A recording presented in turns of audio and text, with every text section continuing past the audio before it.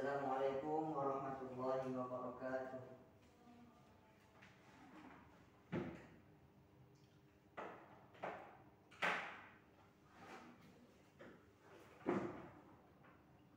Ya, disiapkan semuanya. Disiapkan. Ketua kelas pimpin doa. A'udzu billahi minasyaitonir rajim. Bismillahirrahmanirrahim. Raditu billahi rabba wa bil islami dina wa bi Muhammadin nabiyya wa rasula. Rabbana zidna ilman warzuqna fahma wa amalan mutaqabbala. Amin.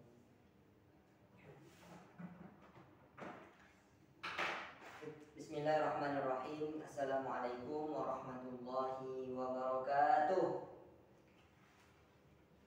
Apa kabar anak-anak semuanya? Sehat? Semangat? Baik begini ya, semangat. Semangat pagi? Oke. Pagi-pagi harus semangat. Semangat menuntut ilmu, semangat untuk belajar, semangat pergi ke sekolah. Oke. Alhamdulillah rabbil alamin, wassalatu wassalamu ala asrofil anbiya wal mursalin wa ala alihi wa sahbihi ajma'in. Bersyukur kita kepada Allah Subhanahu wa taala dan bersalawat kita kepada Nabi kita Muhammad sallallahu alaihi wasallam dengan mengucapkan Allahumma sholli ala Muhammad wa ala ali Muhammad. Semoga kita semua yang ada di kelas ini, yang ada di ruangan ini, anak-anak semuanya, abang-abang, kakak-kakak, menjadi orang-orang yang mendapatkan syafaat dari Nabi Muhammad di hari akhir kelak. Amin ya rabbal alamin. Oke, baik. Ada yang nggak hadir hari ini? Ada yang belum datang? Ada yang nggak datang? Coba tengok temannya. Ada? Coba Bapak pesan aja dulu ya. Yang pertama, atau ada yang sakit? Ada yang sakit? Coba pesan ya. Razik hadir. Ozil hadir. Rehan hadir. Berlian hadir. Kemudian Kivano hadir. Makayo hadir. Safa hadir. Kemudian Duse juga hadir. Fatan nggak hadir, sakit, masih sakit. Berarti cuman Fatan sendiri yang ada ya? Ya masih sakit. Sakit apa? Oh, sudah. Kita doakan teman kita yang sakit semoga segera diberikan kesembuhan dan semoga bisa kembali berkumpul bersama dengan kita dalam belajar, dalam menuntut ilmu. Oke. Baik anak-anak semuanya, abang-abang, kakak-kakak. Di pertemuan sebelumnya kita sudah membahas tentang ilmu tajwid. Ada yang masih ingat tentang ilmu tajwid? Apa itu ilmu tajwid? Ayo, siapa yang bisa? Ilmu tajwid? Ilmu membaca Al-Quran. Ya, bisa. Ada yang menambahkan? Ilmu tentang tata cara membaca Al-Quran yang baik dan benar. Gitu. Ya. Ya betul. Ada lagi yang mau menyempurnakannya atau sesuai dengan jawaban Berlian tadi? Ya, ilmu tajwid adalah ilmu yang mempelajari tentang tata cara membaca Al-Quran secara umum. Kemudian apa hukum mempelajari ilmu tajwid? Kemarin sudah kita bahas juga kan? Apa hukum mempelajari ilmu tajwid? Ya, Kifano, hukum membaca ilmu tajwid fardu, ya fardu kifayah. Selanjutnya, apa hukum membaca Al-Quran dengan ilmu tajwid? Kita bahas juga kemarin. Apa hukum membaca Al-Quran dengan menggunakan ilmu tajwid? Coba, ayo, yang tahu? Coba, ya, abang cepat. Ya, fardu ain.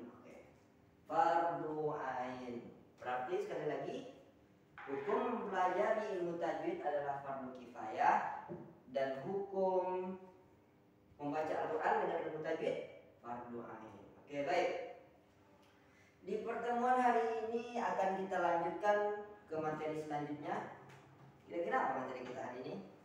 Ada yang sudah baca bukunya atau sudah mulai memahami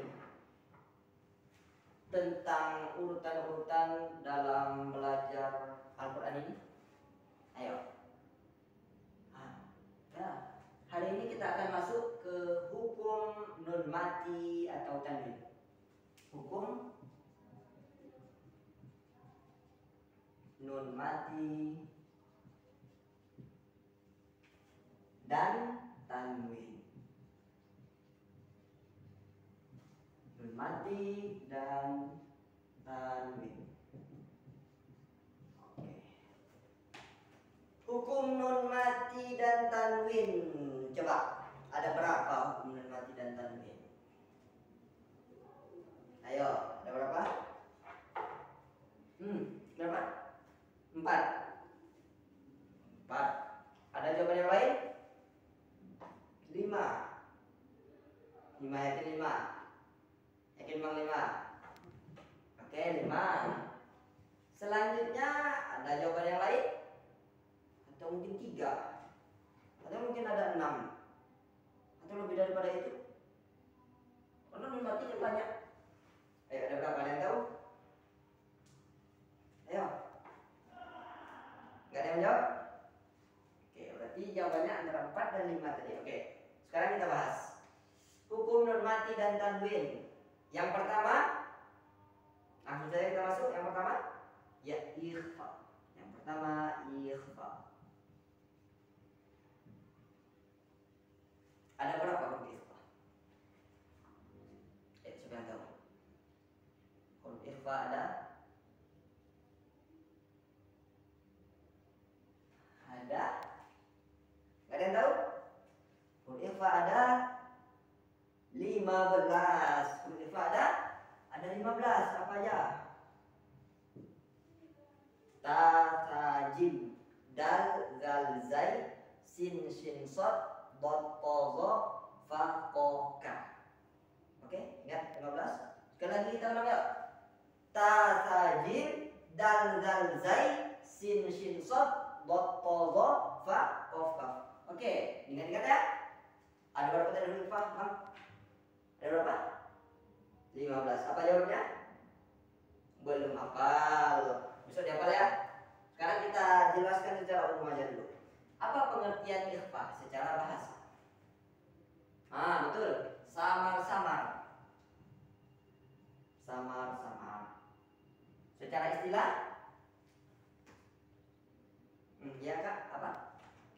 Apabila nun mati atau tanwin bertemu dengan huruf yang 15, ya 15 kita bilang tadi, maka dibaca samar-samar. Ya betul, secara istilah ikhfa adalah apabila nun mati atau tanwin bertemu dengan huruf yang 15. Apa aja tadi? Ta, ta, jim, dal, zal, zai, sin, shin, sod, dot, to, zo, fa, ko, kaf. Oke? Paham? Ngerti? Hafal? Hafal belum? Ayo. Penting paham, huruf ikhfa ada berapa, bagaimana cara membacanya, apa pengertian dari ikhfa tersebut. Sesuai? Pas? Oke. Sekarang kita secara umum aja, secara cepat. Yang kedua adalah apa? Hukum nun mati atau tanwin. Ya, izhar. Apa itu izhar? Ya, apa? Jelas, betul sekali. Izhar artinya jelas. Secara bahasa izhar artinya jelas, ya izhar jelas. Huruf izhar, berapa huruf izhar? Coba berapa? Berapa bang?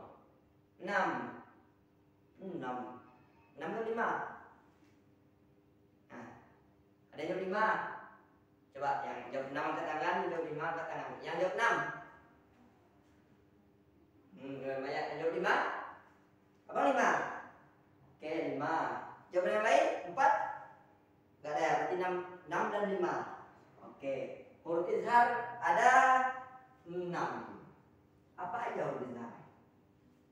Apa aja huruf izhar? Ya. Alif, ha,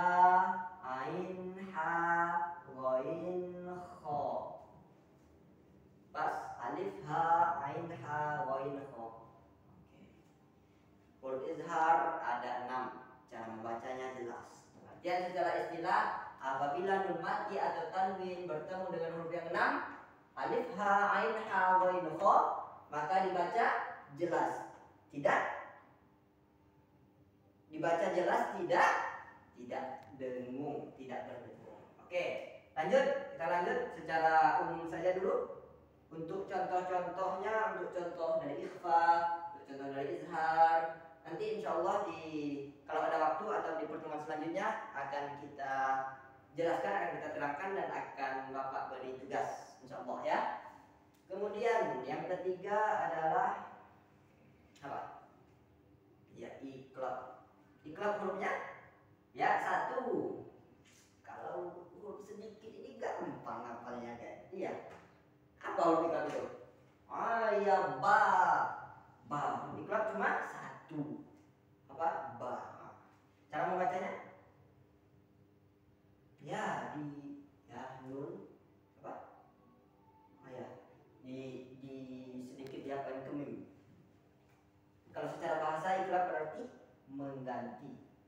mengganti bacaan yang aslinya nun mati kita baca mendekati mim. Seperti contohnya kalau di Al-Qur'an kita itu, di Quran standar itu biasanya ada tanda mim mati, mim kecil, mim ba'di kalau kita baca. Jadi tidak susah kita mencari, tidak susah kita untuk mengetahui mana yang iqlab karena udah ada tandanya mim kecil. Contohnya mim ba'di. Kalau tulisan asli kan min ba'di, di atasnya ada mim kecil berarti mim ba'di, itu iqlab. Nanti pengertian secara istilah, apabila nun mati atau tanwin bertemu dengan huruf ba, maka dibaca ya diganti huruf nunnya ke mim, mendekati mim. Nanti contohnya mim ba'di. Nanti akan kita jelaskan, akan kita kasih contoh yang lain di waktu selanjutnya. Sekarang secara sudah cepat saja dulu. Kemudian yang keempat,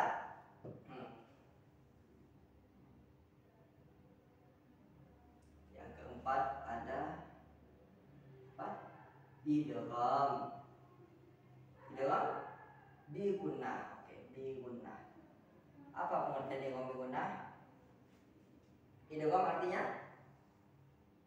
artinya memasukkan bi dengan gunnah dengung. Berarti memasukkan dengan dengung. Hurufnya ada 4. Ya, 4 apa aja? Ya, waw, mim, nun. Oke. Ya, waw, mim, nun. Cara membacanya dengung, memasukkan dengan dengung. Berarti kita masukkan ke huruf setelahnya, setelah huruf nun mati atau tanwin yang 4 ini, setelah itu kita tahan. Kalau di Al-Qur'an kita, Quran standar itu juga ada tanda tasydid. Jadi sama kayak iqlab tadi, tidak susah kita untuk mencari dan mengetahui mana yang hukumnya dengan menggunakan. Yang penting kita hafal dulu huruf-hurufnya 4. Yaumim nun, yauman.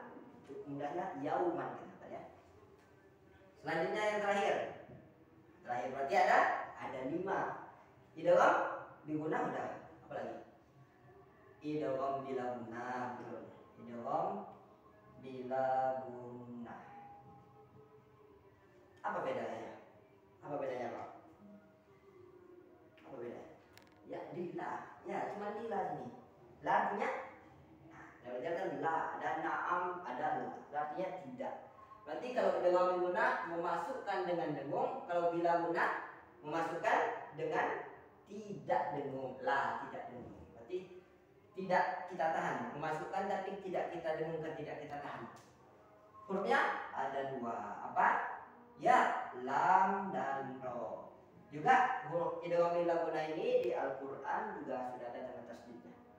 Sama seperti idgham guna dan iqlab. Jadi kita tidak susah lagi untuk mengetahui dan membedakan hukum-hukumnya. Tinggal yang perlu kita hafal, kita pahami, kita ingat adalah huruf-hurufnya.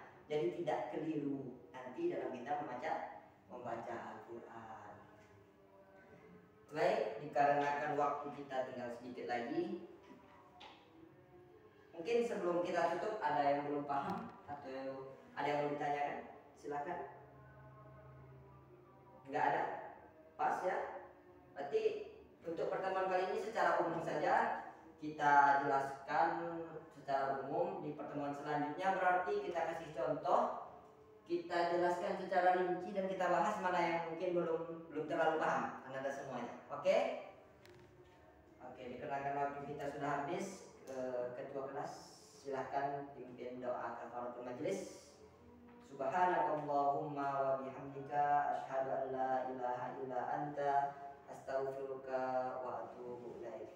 Baik anak-anak semuanya, kita tutup pertemuan kita hari ini dengan mengucapkan hamdalah alhamdulillahirabbil alamin. Diingat-ingat ya. Udah pada nyatat semua kan? Oke, udah dicatat. Selanjutnya akan Bapak tanya di pertemuan selanjutnya tentang ini sebelum kita masuk ke contoh-contohnya. Oke. Mungkin itu saja dari Bapak. Kekurangannya atau kelebihannya Bapak mengucapkan maaf yang sebanyak-banyaknya. Wabillahi taufiq wal hidayah. Assalamualaikum warahmatullahi wabarakatuh.